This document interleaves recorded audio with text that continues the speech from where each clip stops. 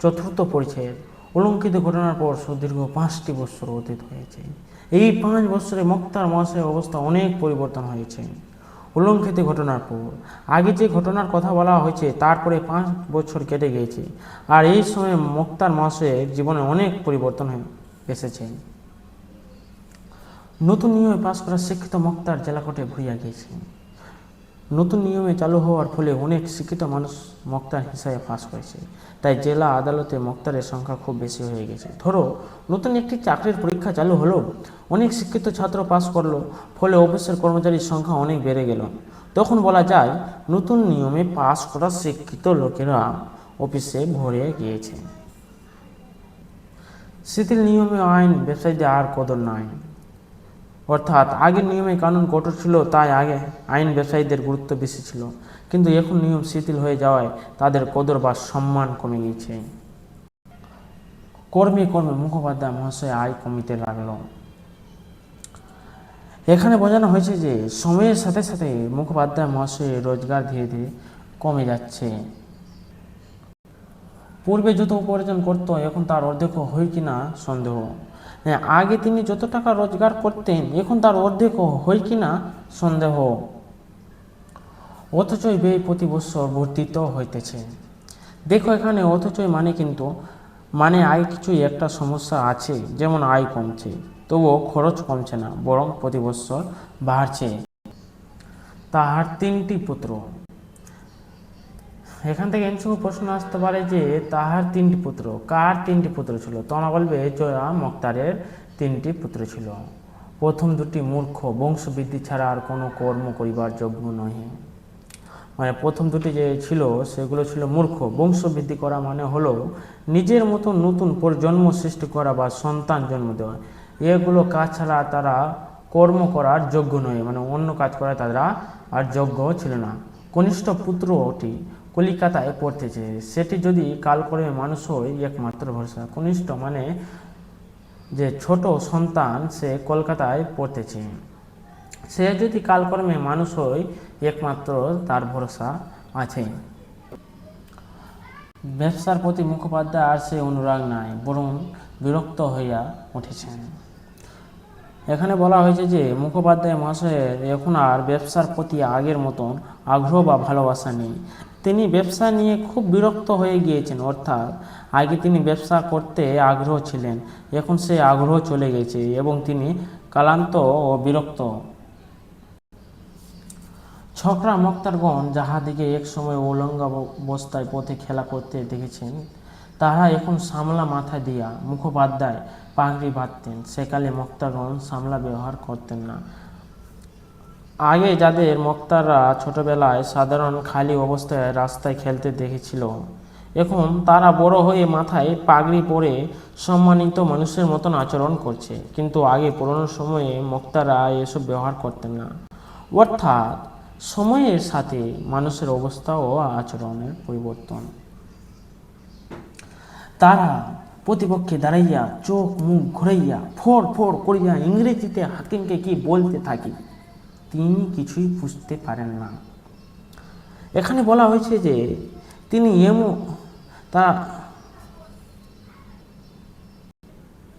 তারা প্রতিপক্ষে দাঁড়াইয়া চোখ মুখ ঘুরাইয়া ফোড় ফোড় করিয়া ইংরেজিতে হাকিমকে কি বলতে থাকে, তিনি কিছুই বুঝতে পারেন না।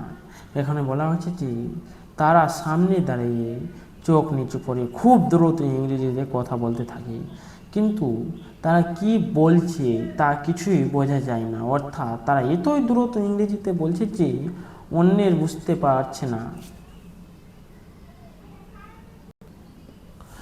পার্শ্বস্থ ইংরেজি জানা জুনিয়রকে জিজ্ঞাসা করেন উনি কি বলছেন। তিনি এমন ভঙ্গিতে কথা বলতেন যাতে মনে হতো কথাগুলিতে কোনো ফল বা গুরুত্ব নেই, অথবা একটু ব্যঙ্গ ঠাট্টা ঢঙে বলতেন। অর্থাৎ তার কথা গুরুত্ব কম ছিল, মজা ও ব্যঙ্গর ভাব ছিল। জুনিয়র তর্জমা করিয়া তাকে বুঝাতে বুঝাতে অন্যের প্রসঙ্গে উপস্থিত হয়। মানে জুনিয়র তাকে বুঝাতে বুঝাতে অন্যের সঙ্গে উপস্থিত হয়ে যায়। মুখের জবাব মুখে রয়ে যায়। জয়রাম মোক্তারের যে জবাব তার কাছেই থেকে যায়, সে কোনো আর উত্তর পায় না। নিষ্ফল রসে তিনি ফুলতে থাকেন, মানে সে রাগে ফুলতে থাকেন। আগে পুরনো সময়ে লোকেরা হাকিমদের বড় কদর, খুব সম্মান ও শ্রদ্ধার সঙ্গে দেখত। অর্থাৎ আগেকার সময়ে হাকিমদের প্রতি মানুষের অনেক সম্মান ছিল, কিন্তু এখন তা দেখছে নাই। তাছাড়া পূর্বে হাকিমগণ মুখর্জি মহাশয় যে রূপ শ্রদ্ধা চোখে দেখতেন, এখনকার নব্য হাকিমগণ আর তাহা করেন না। আগে পুরনো সময়ে লোকেরা হাকিমদের বড় কদর, খুব সম্মান ও শ্রদ্ধার সঙ্গে দেখত। অর্থাৎ আগেকার সময়ে হাকিমদের প্রতি মানুষের অনেক সম্মান ছিল, কিন্তু এখন তা দেখছে নাই।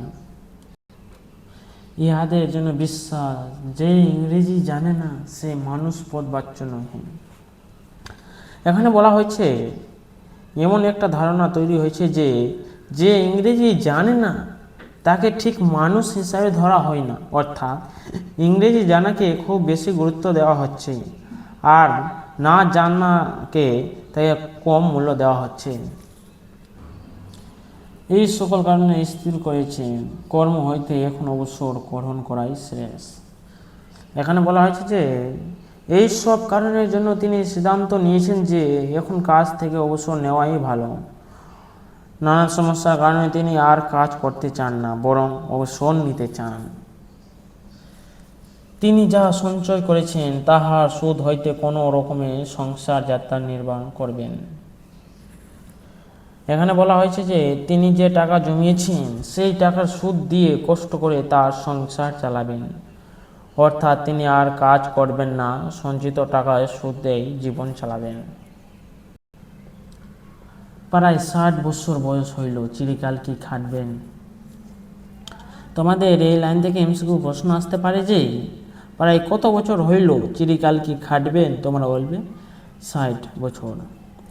এখানে বলা হয়েছে যে এখন তার বয়স 60 বছর হয়ে গিয়েছে, তিনি কি সারা জীবন কাজ করে যাবেন? বিশ্রামের সময় কি হয় নাই?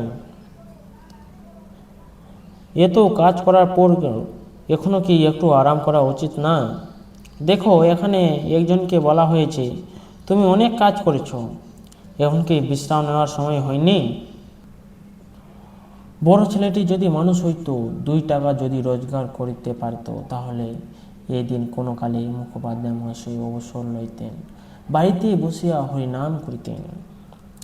এখানে বলা হয়েছে যে যদি বড় ছেলে ভালো ও দায়িত্বশীল হতো এবং কিছু টাকা উপার্জন করতে পারত, তাহলে মুখোপাধ্যায় মহাশয় এই দিন কাজ ছেড়ে দিতেন, বাড়িতে বসে শান্তিতে জীবন কাটাতেন এবং হরিনাম ধর্ম কাজ করতেন। অর্থাৎ ছেলের অক্ষমতার জন্য তাকে এখনো কাজ করতে হচ্ছে, কিন্তু আর বেশি দিন চলে না। এখানে বলা হয়েছে এই অবস্থা আর বেশি দিন থাকবে না। তথাপি আজকাল করিয়া আর 1 বছর কাটিল। দেখো আজকাল করা মানে দেরি করা। এখানে বলা হয়েছে দেরি করতে করতে আরও 1 বছর চলে গেল। এই সময় দায়রা একটি খুনি মোকদ্দমায় উপস্থিত হইল। একজন ব্যক্তি সেই সময়ে খুনির মামলার জন্য আদালতে উপস্থিত হয়েছিল। সেই মোকদ্দমা আসামি জয়রাম মুখোপাধ্যায়কে নিজেই মোক্তার নিযুক্ত করিল। মানে জয়রাম মুখোপাধ্যায় নিজে মামলাটি লড়ার জন্য নিজেই একজন আইনজীবী ঠিক করলেন। একজন নতুন ইংরেজ জজ আসিয়াছেন, তাহার রেজাল্টে সে বিচার 3 দিন যাবৎ মোকদ্দমা চলিল। এক নতুন ইংরেজি জজ আসার পর তার আদালতে টানা 3 দিন ধরে মামলাটি বিচার করা হয়েছে। এখান থেকে এমসিকিউ প্রশ্ন আসতে পারে যে কত দিন ধরে মামলাটির বিচার করা হয়েছে? তোমরা বলবে 3 দিন। এটা খুব ভালো করে মনে রাখবে। অবশেষে মোক্তার মহাশয় উঠিয়া জজ সাহেব বাহাদুর এসেসার মহোদয়গণ বলিয়া বক্তৃতা আরম্ভ করিলেন। শেষে উকিল মহাশয় উঠে একটু ভদ্র সম্ভাষণ করে নিজের বক্তব্য শুরু করলেন। বক্তৃতা শেষে এসেসারগণ মুখোপাধ্যায় মক্কেলকে নির্দোষ সাব্যস্ত করলেন। জজ সাহেব তাদের ঐমত স্বীকার করিয়া আসামিকে অবহিত দিলেন। পরে উকিল মক্কেলকে নির্দেশ প্রমাণ করলেন আর বিচার করা সেই মতন মেনে আসামিকে ছেড়ে দিলেন। উকিল দেখলেন যে লোকটির দোষী নয়, তাই বিচারক তাকে মুক্তি দিলেন। জজ সাহেবকে সেলাম করিয়া মোক্তার মহাশয় নিজ কাগজপত্র বাঁধিয়েছেন। এমন সময় জজ সাহেব পেশাদারকে জিজ্ঞাসা করলেন, এই উকিলটির নাম কি? উকিল কাজ শেষ করে কাগজ গুছিয়ালেন। তখন বিচারক তার নাম জানতে চাইলেন। ধরো শিক্ষক ক্লাসের শেষে ছাত্রদের নাম জিজ্ঞাসা করলেন, ঠিক এখানেও এরকম জিজ্ঞাসা করা হয়েছে যে এই উকিলটির নাম কি? পেশকার বলিল, উহার নাম জয়রাম মুখার্জি, উনি উকিল নহে, মোক্তার। পেশকার জানালেন, লোকটির নাম জয়রাম মুখার্জি, সে উকিল না, মোক্তার। প্রসন্ন হাস্যে সহিত জজ সাহেব জয়রাম প্রতি চাহিয়া বললেন, আপনি কি মোক্তার? বিচারক হেসে জয়রামের দিকে তাকে জিজ্ঞাসা করলেন, আপনি কি মোক্তার? ধরো শিক্ষক হেসে ছাত্রকে জিজ্ঞাসা করেন, তুমি কি নতুন? জয়রাম বলিলেন, হ্যাঁ হুজুর, আমি আপনার তাবেদার। জয়রাম বললেন, জি স্যার, আমি আপনার অনুগত। জজ সাহেব প্রবোধ বললেন, আপনি মোক্তার? মানে জজ সাহেব আবার জিজ্ঞাসা করলেন, আপনি কি মোক্তার? আমি মনে করেছিলাম আপনি উকিল। যে রূপ দক্ষতা সহিত আপনি মোকদ্দমা চালাচ্ছেন, আমি ভাবছিলাম আপনি এখানকার একজন ভালো উকিল। এই কথাগুলি শুনিয়া মুখোপাধ্যায় সেই ডাগর চোখ দুটি জলে পূর্ণ হইয়া গেল। মানে আগে যে জজ সাহেব প্রশ্ন করেছিলেন, আপনি কি উকিল, এই কথা শুনে জয়রামের বড় চোখগুলো জোরে ভর্তি হয়ে গেল। হাত দুটি জোর করিয়া কম্পিত কণ্ঠে বলিলেন, না হুজুর, আমি উকিল নহে, আমি একজন মোক্তার মাত্র। তিনি ভয়ে ও সম্মানে হাত জোর করে বললেন, আমি উকিল না, শুধু মোক্তার। তাও সেকালে শিথিল নিয়মে একজন মূর্খ মোক্তার। তবুও সেই সময়ে ঢিলে ঢালা নিয়মে একজন বকা মোক্তার ছিল। আপনি আজ আমার যে প্রশংসা করলেন, আমি জীবনের শেষ দিন অবধি তা ভুলতে পারব না। আপনি আজ আমাকে যে প্রশংসা করলেন, আমি সারা জীবন তা ভুলব না। এই বুড়া ব্রাহ্মণ আশীর্বাদ করতেছেন, হুজুর হাইকোর্টের জজ হন। বৃদ্ধ লোকটি বলছে, স্যার আপনি বড় জজ হন, এই আশীর্বাদ করছি। বলিয়া ঝুঁকিয়া সেলাম করিয়া মোক্তার মহাশয় এজলাস হইতে বার হইয়া আসলেন। বলে ঝুঁকে সালাম করে উকিল মহাশয় আদালত থেকে বের হয়ে এলেন। ধরো ছাত্র শিক্ষককে সালাম করে ক্লাস থেকে যেরকম বের হয়, সেরকম এই ঘটনা এখানে ঘটেছে। ইহার পর আর 3 দিন কাছারি যান না। এখান থেকে প্রশ্ন হতে পারে যে কতদিন ভরে তিনি কাছারি যাননি এবং কে? তোমরা বলবে 3 দিন ভরে কাছারি যায়নি। কে বলতে এখানে জয়রাম মোক্তারের কথা বলা হয়েছে। কোনো জায়গায় কোনো লাইনের উচ্চারণ বা শব্দ ভুল বলে থাকি, তাহলে বন্ধু বলে ক্ষমা করে দিও। আশা করি তোমরা সবাই আজকে এই অংশটা ভালোভাবে বুঝতে পেরেছ। যদি ভালো লাগলে তাহলে ভিডিওটি লাইক করো, আর এরকম সহজ ভাষায় পড়াশোনা শিখতে চাইলে চ্যানেলটা সাবস্ক্রাইব করো। কোনো কিছু না বুঝতে পারলে কমেন্টে জানাও, আমি অবশ্যই তোমাদের সাহায্য করব। ধন্যবাদ, সবাই ভালো থাকো।